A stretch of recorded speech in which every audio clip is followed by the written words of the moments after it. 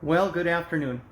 It's a sunny, late fall afternoon, and I'm glad you could tune in to this week's edition of What's Up Wednesday. Always a privilege and an honor as I begin, always to tell you it's nice to have you pop into these videos, get some helpful information about gardening in our region, and see just what we have going on down here at the nursery at various times of the year. So I try and pop in and do my weekly live with you guys every week so that you have a chance to see what sort of changes may be going on, and I do have a lot of changes to share with you here today. I did, if you noticed, I took a week off last week. I did not do a live, and there just was a lot that had to be done, and I just ran out of time and I didn't get it done. So instead of doing what I have done in the past and doing a Thursday edition, I just opted to pass it that day. So we'll get to today's topic, of course, which I'm going to talk a little bit about what we have to offer with regard to our holiday open house that's happening this Saturday. As some of you have been following our page, you know that we are closed. We were closed today. We'll be closed tomorrow, Thursday, and Friday as well, as we start to prepare and get ready for the holiday season. So a lot of folks seeing a lot of excitement for the holidays and seeing a lot of interest and looking forward to that wonderful time of year, celebrating however that is with family, whether it's everyone home for Thanksgiving or whether it's something special thing that you do around Christmas time, whatever that is, to enjoy family. A lot of folks getting excited and looking forward to that time of year. As some know it, the famous song, right? It's the most wonderful time of the year. So as we get to share that with you, we're really excited about our open house that we have coming up. And I'm going to go into a little bit more detail and show you kind of some of the displays as they're still kind of in limbo and as we're getting ready for this weekend. I do want to visit with you though about plants, of course, too, which is what we're about. And so we have to get plants in there somehow, and that is to come as well. But first, a little on the weather update and the watering needs of outdoor items. I've been just hammering that home this season, and there's been no rest for that as far as discussions on these live videos. But I do want to reiterate that again, because it is a time of year now where many of us would start to get tired, would start to say, oh, we're gonna be done for the year. I've had to winterize the irrigation system. We just can't do it all. We're just gonna go in for the winter and just call it good. Please don't.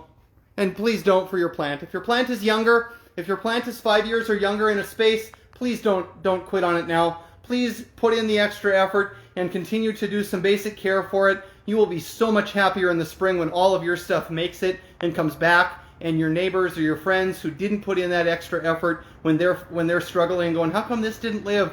Why did this happen?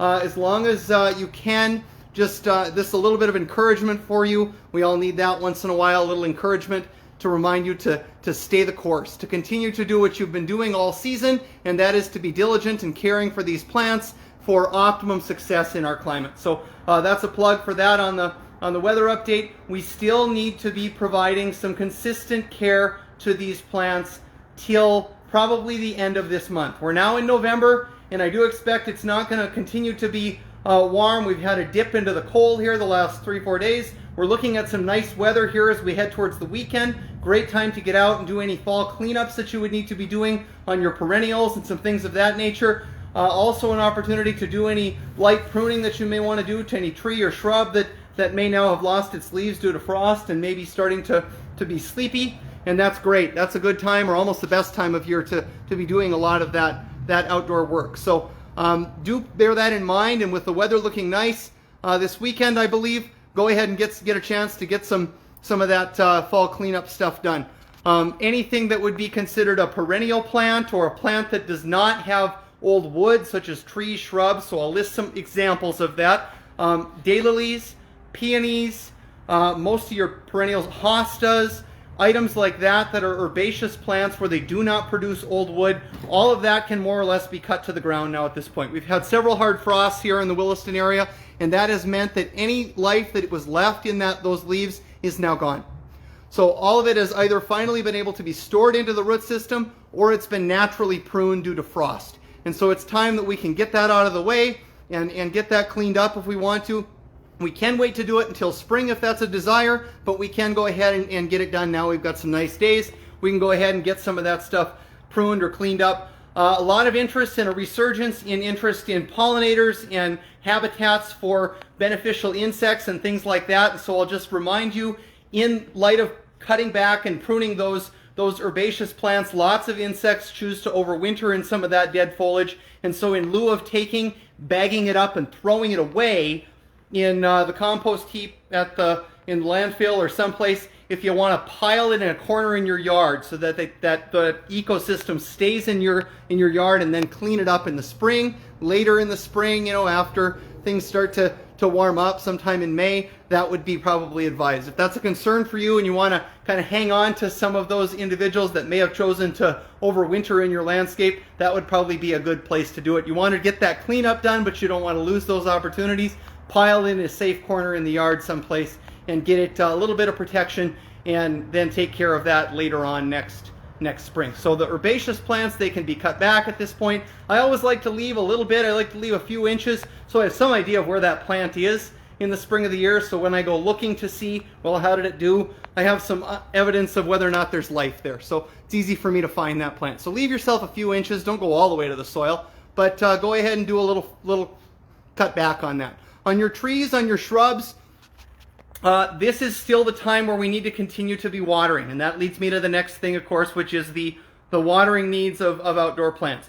We must continue to provide some moisture to these plants, and I intend, with the nice weather this weekend, to do the very same thing with some trees I planted just a year ago. I intend to get out there with a hose hooked up to my frost-free hydrant. I probably have to run 100 foot of hose or so in order to get there, but I'm going to get there, and I'm going to get those trees another good drink. That we continue to provide that consistent care to these plants if we want to be optimum success. I don't expect that we're going to see enough snow or rain or anything like that here yet this fall. We got a taste of a little of it back in the middle of October. We haven't seen a hide nor hair of it hardly since then. Did get a little chance at some rain here the other Sunday morning, which was good, but not enough, not nearly enough to sustain these plants. So that's what we run into. The weather continues just kind of to be dry in the fall, and we don't get any natural moisture, and that's going to really cause plants to suffer come next spring. So that's what a lot of us dealt with when we were coming in this spring and wondering what happened, why did these plants die, what's going on, and that was a large percentage of what occurred was drought. The other thing that occurred, and I'm going to get to that now a little bit with that weather update, little segue back up the roster, as it were. The other thing that occurred was spring frost. And I have a lot of folks that have been diligently listening to me and watching the videos and saying, well, how can we combat spring frost? And we've talked about what can we be doing to combat that. And we've said, well, if we don't have any snow cover, then what we need to do is provide cover on our own. And the best way to do some of that is to provide a heavy layer of mulch. A lot of folks that have been reaching out to me saying, is it time for me to be doing that? I know you mentioned I should be considering doing that in the fall. Is this the time when we should be doing that? It's getting close. That's what I'll say.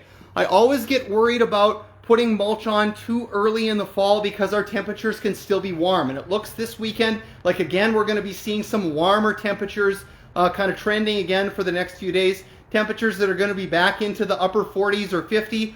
We don't want to promote any mold or fungal things. I don't know that it's going to be up there for long enough, but you never know. If it's up there for a week, that's long enough to promote rotting or promote some kind of things that could start to develop. So I am a proponent of kind of waiting even longer just yet before you go ahead and put those applications of mulch down. You want to go ahead and get it? Go ahead and get it. I have a large selection of mulch still available, mulch in bags, the cedar mulch. I really love it. It's a great product. It is a shredded product, as I've mentioned in the past, and it does mat. Once it gets wet, it does kind of mat and stay put. It's a great product to use to cover your items for winter. So you could do any pruning back of shrubs that you would want to do right now. That can be done as part of that fall cleanup. But wait a little bit longer, I would say, to do your mulch. We no longer want it hardly above freezing during the day anymore. And there's a chance that we could be seeing some of that in the few days here to come as we head through the weekend into the beginning of next week. It's supposed to be kind of nice again for about a week from now on, and so we do want to watch for that just a little bit. So that's a little bit more on the weather update and the watering needs. Let's get to what we're working on, and we're working towards the holidays, aren't we? As I mentioned, that was our plan to be our showcase here this evening with the live was I was going to get you a little bit of a sneak look, and you've had some chances to get some of that on some pictures of a sneak look on what is happening and what the inside of the store is starting to look like. So we're going to take a little bit more of a look. There is still some things that need to go out, and there's some work that has to be done, but we are well on our way as far as ready for this weekend. We really look forward to having you visit us. And again, as I mentioned as we begun, we look forward to sharing this holiday season with you and enjoying that time of year, the most wonderful time of year, as we celebrate family and we celebrate being together for those special events and those special meals, and just however it is you celebrate your holiday. We look forward to being part of that here at Handy Andy. So you're getting a look at some of the displays and some of the work that's been done thus far. We still have more to come, and we have lots more yet that we want to get done to be ready to greet you on Saturday. But as we look towards Saturday, I do want to let you know there will be some opportunities to hear some live music on Saturday. We do have someone coming to play piano in our classroom. We're very excited about that. And we will have some other fun opportunities for you to get in on if you show up for that open house this weekend. So we've done a lot of work, as I say, so far. We've changed a lot of the main bones and a lot of things that have the layout of the store here as we prepare to be ready for the weekend, and we look forward to having you come and check out all the fun that there is to be had down here at the nursery. So that's just a little bit of a look at some of the items that we'll have available, kind of a quick look as we kind of go by. I do want to get onto our plant showcase because we're about plants, right? Got to talk about plants. And we always, as you know, aim to have a nice selection of tropical items to choose from throughout the year, but we're headed into the winter season again, which means that is the method of gardening that a lot of us choose to enjoy, which is houseplants and being indoors and working with plants inside. So that leads me to the first part of what I want to talk about, the remainder of the video, and do the plant showcase, and then I want to give you just a quick look at some of the fun winter classes that we will have coming up. I'm going to give you just a quick look at some of that stuff too. Really excited about what we have coming up this winter. So let's look at some plants. So always one of my favorites. If you're not familiar with them, this one's a little bit different, but this is a Hoya. If you said that looks like a Hoya, you're very right. It's a Hoya. They're a very tough plant, very, very bright light, kind of a fleshy plant. They are really easy to care for. They do like a bright environment. Most of the time, they're not considered to be very fast growing, and they are very neglectable. They're very, very neglectable. A lot of times they have a vining habit. There are some that are more compact, but most of the time Hoya are a tropical vine. They do well, as I mentioned, in a bright environment. They don't have a lot of flower to them, but when they do flower, it is rather beautiful. It is kind of a waxy type flower, and it does have kind of a sap that tends to drip from it. It's very beautiful looking, not really very fragrant, but it is a very, very fun and unique flower if you do get it to that point. It takes some years for that plant to get mature enough to support that flower, and it does, of course, if it's going to support a flower, need a bright environment. So let's look at another one. So the one behind that, this is a ZZ plant, Zamicalcus zanzifolia, and this is a very, very common, very, very popular house plant, right up there with the snake plant as far as neglectability.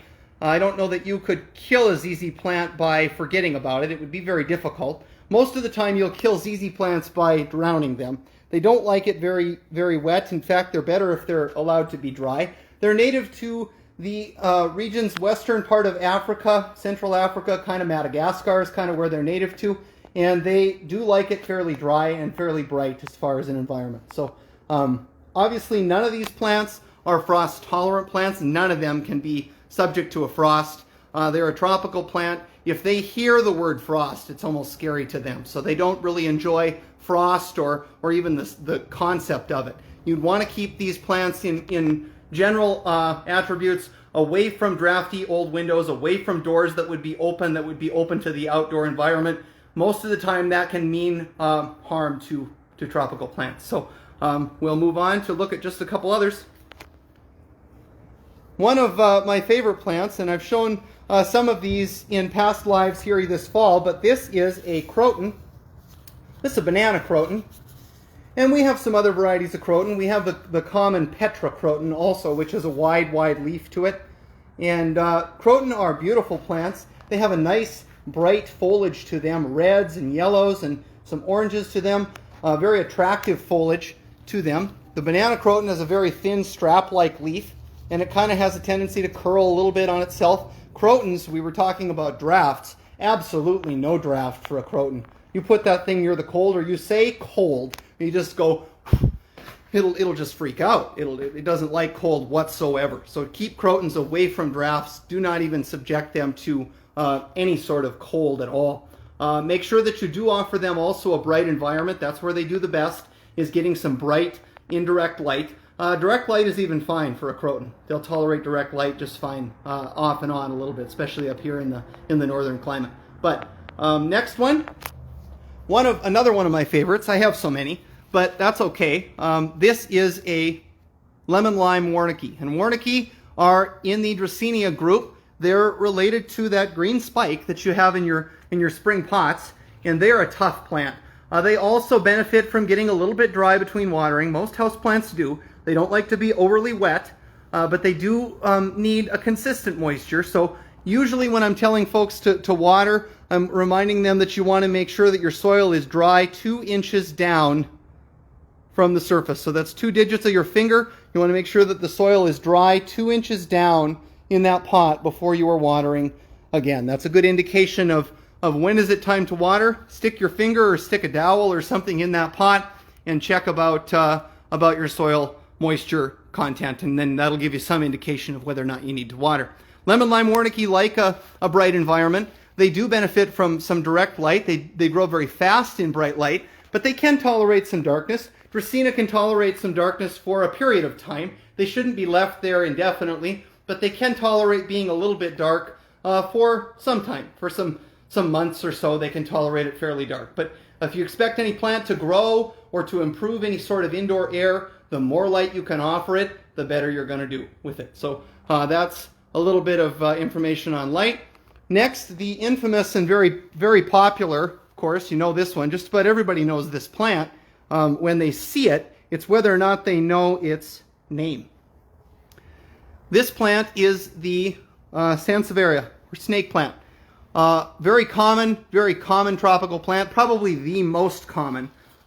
Maybe pothos might upset the wind on that one, but snake plant have a very thick, fleshy leaf. You could consider them a succulent. They do benefit from getting very dry between watering.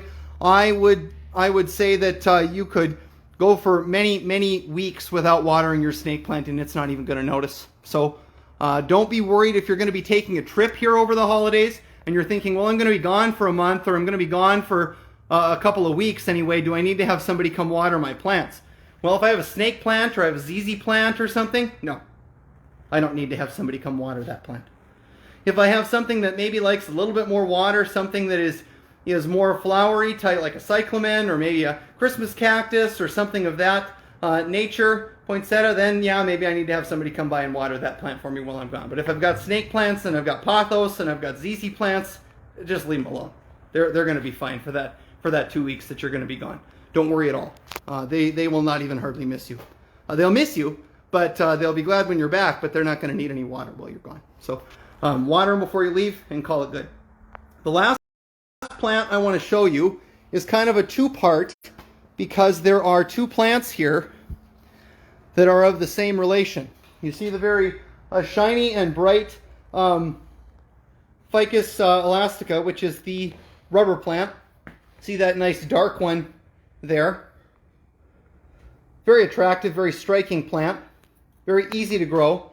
Again, ficus like a bright environment. Most plants need a room with a window if they're going to be really successful, but also a little less known and a little less available. The variegated rubber plant is here also. You notice the different striations of the leaf. It's got an edge to it. Very attractive plant, very fun plant. Got unique foliage to it. And the care for them both is the same. It's bright indirect light, and it's fairly easy on the water, although they do like, fig do like a somewhat moist environment. They do like it's a little bit wetter maybe than some plants, but they definitely can take the drought too. They have to be able to. Behind me here to my left and your right in the video is this beautiful little Hope Salome. Not little, is he? But that's a little bit of a look at some tropicals that we do have available here at the store. And as I say, we try and maintain a selection of those items throughout the summer and all year long. We try to have a nice selection of houseplants to choose from. I'm going to give you another little quick look at some of the Christmas displays and walk around with you in the store. Just a few more steps. Going to take a quick little jog into our aquatics department and let you see that we are well stocked with aquatic items as well. Some of you may or may not have known this about us, but we do have a nice selection of aquatics. So a lot of folks think of us for nursery and veggies and annuals and things in the spring of the year, but a lot less realize that we have so much to offer as far as aquatics is concerned. A nice selection of tropical fish, a lot of African cichlids, very bright fish, and a lot of the live bearers too also available in our aquatics area. Growing selection of tanks and other things, accessories that go with this hobby, but always looking to expand that, having some challenges off and on with acquiring some of that stuff, as I think a lot of folks are having challenges getting product and getting product here and having it stock and all of that type of thing. But we do have a nice selection of tropical fish. Of course, you see a few glowfish there.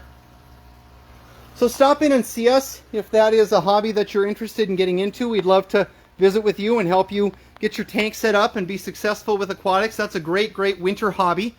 Something that can be fun to do with your child. If that's something that you maybe have a grandchild or maybe have a nephew or something that you get to see off and on, it's a great opportunity to do something and care for something with someone else. So it's kind of fun. It's a fun hobby and fun thing to watch. Aquatics are kind of a growing enjoyment of mine too. I enjoy watching the fish. I enjoy kind of seeing that. And a lot of folks just kind of come and treat us as a spot to visit, and they just come and look at the fish, and that happens too. So that's fine. They come, they look at the fish, and they look for, of course, the cat. They come for the cat, right? There's the kids size shirt that we had made earlier this fall, and those have been going out the door too, but we will have adult sizes coming, but I just come for the cat. Everybody loves Muse. Everybody loves Muse. He's everybody's favorite. So I'm almost offended that he's everybody's favorite, but he is, so that's okay. I'll have to live with that. But I do want to get now just quickly to some of the opportunities coming up for after the first of the year. As many of you have been onto our website and noticed that our holiday workshops have filled up, we're going, are you offering more sessions, we've been asked. And we've opened more sessions, and then those have filled up. And we're just really at loss as far as how can we accommodate all of this need. And unfortunately, we're looking like we're full for the holiday season. So what's next? Let's work on gardening this winter. Let's get excited about gardening for the rest of the early parts of 2022. So I'm going to go over just some brief workshops that we have planned for 2022 and look forward to sharing that with you. They have not yet been released on the site, but they will be very soon. So here's what I'll say before I start to show you those. If you would like to be on the know as far as when that happens, visit our website right now. After the video's over, visit our website, handyandysnursery.com. Go there, go to the bottom of the website, scroll all the way to the bottom, find the footer, and there you can give me your name and your email address. And I will add you to our newsletter. And when I send that newsletter out, you will know that those classes have gone live on the website. And that will happen yet this week. It will happen by the weekend when our holiday open house occurs. We'll have these live. So do go ahead and do that. As soon as you get done watching the video, go over and put your name and email address in that form, and that'll add you to our newsletter. When I send that email out, you can send it to your friends and you can say, let's go on there and register. That's part of why our holiday classes filled up as fast as they did. So be in the know. Go enter your name and email address in that newsletter, and then you'll be in the know and you'll get in on all of that fun that I'm about to share with you. So let's get a chance to do that. So we have so many fun workshops planned for after the first of the year. I could spend a long time sharing all of the fun that we have planned. But we're going to start the first of the year with this forage frame where we're going to work with dried products and dried product that we have and make an arrangement involving that. And we're going to also work with houseplants. We have a tropical garden workshop that we have planned that will feature our tropicals, as I've shown you some of those here in the video here tonight. I am bringing back one of our popular topics from years past. The bonsai workshop that I've led in years past is coming back, making a comeback here in January. So we have so many opportunities coming up. We always do one around Valentine's Day involving cut floral. I know some of you have started to come to us for that as you've become familiar with our shower bouquets and some of our other stuff that we've done. And so you're starting to become familiar with floral. That Be My Valentine workshop coming up in February will be a great opportunity to come and be led as you do a floral workshop with us, and you'll be able to step by step kind of follow somebody and make that project. Should be an awful lot of fun. Also going to work with succulents, always a popular topic, succulents, and also one on cacti, where we'll make a little dish garden with some cacti and talk about the care involved in cactus indoors and a little bit about their environment, where they come from. Always like to give you some helpful information when we do our workshops. So also a topic on air plants, and we'll be working with some preserved items in our moss art workshop as well. So then I'm going to flip the page because we have about 18 topics that we have planned. This one I'm really looking forward to, coming up in March, cultivating mushrooms. I'm going to go over the means of how to produce and how to cultivate your own mushrooms for culinary uses in your home in the wintertime. Should be a lot of fun. That one also, the microgreens workshop, seed starting, will cover our how to be successful starting your own veggie seeds and things indoors, and I'll cover a little bit of a topic on microgreens, which is a fascinating method of production of greens in the winter months. Very interesting method of gardening when you can't be outside. So many options coming up, and more fun definitely to be had in this coming winter. So one on carnivorous plants, which should be a lot of fun. We're also going to do, I'm looking forward to leading this one. There was Hort Society was here this past summer, this Great Plains Garden workshop, and there was someone from South Dakota who was here and is very big into native plants in the Great Plains, and I got to listen to, I believe her name was Cindy, for a large discussion during the Hort Conference on this group of plants, and I look forward to sharing that group of plants with you. I purchased a book and am trying to become more and more familiar with that group of plants, as it's just a fascinating group of plants. So that Great Plains Garden is going to be coming up in the end of the winter season in April, and it will be a great opportunity to come and start to appreciate and start to enjoy some of the plants that just grow around us naturally in the Great Plains. So that workshop coming up in April. There's so much fun that we have planned for this winter. We look forward to having you join us for those opportunities, and look forward to having you get your name in that email form and get signed up for these workshops as soon as they go live, which they will here very soon. So with that, I want to thank you for tuning into the video. I want to tell you that you can always reach out to us, leave us a message in the comments, send us a message to any of our social media pages, drop us an email on our website, the contact us form, or pick up the phone and give us a call. We always are here and want to help you be successful with gardening in our region. So with that, I'll say good luck and happy growing.